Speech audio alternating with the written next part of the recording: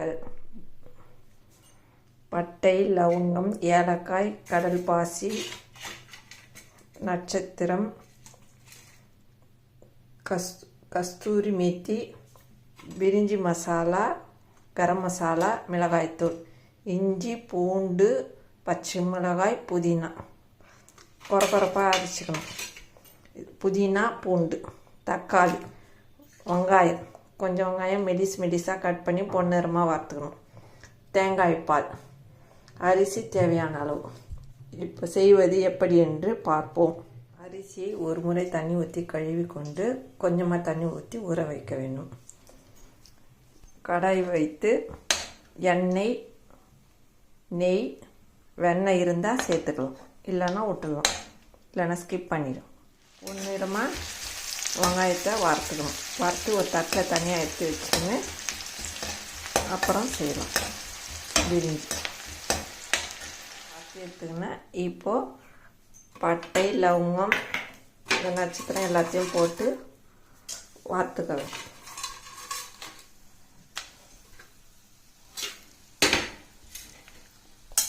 ஒரு வாரம் வறுத்துட்டு வெங்காயம் சேர்த்துக்கொள்ளணும்.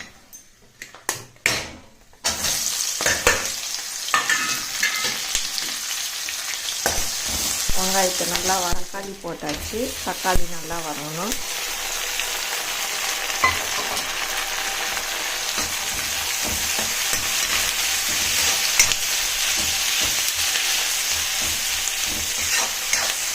இதில் நம்ம அரைச்சி வச்சுக்கிற இஞ்சி, பூண்டு, புதினா எல்லாத்தையும் வதக்கிக்கலாம்.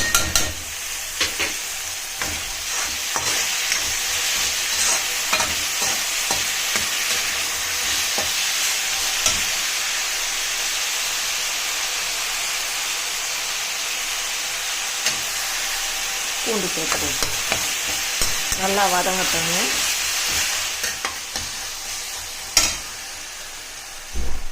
அரிசியை போட்டு வதக்க வேண்டும்.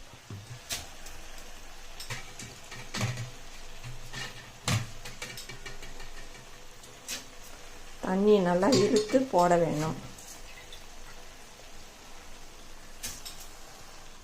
அரிசியை போட்டு ஒரு வதக்க வேண்டும்.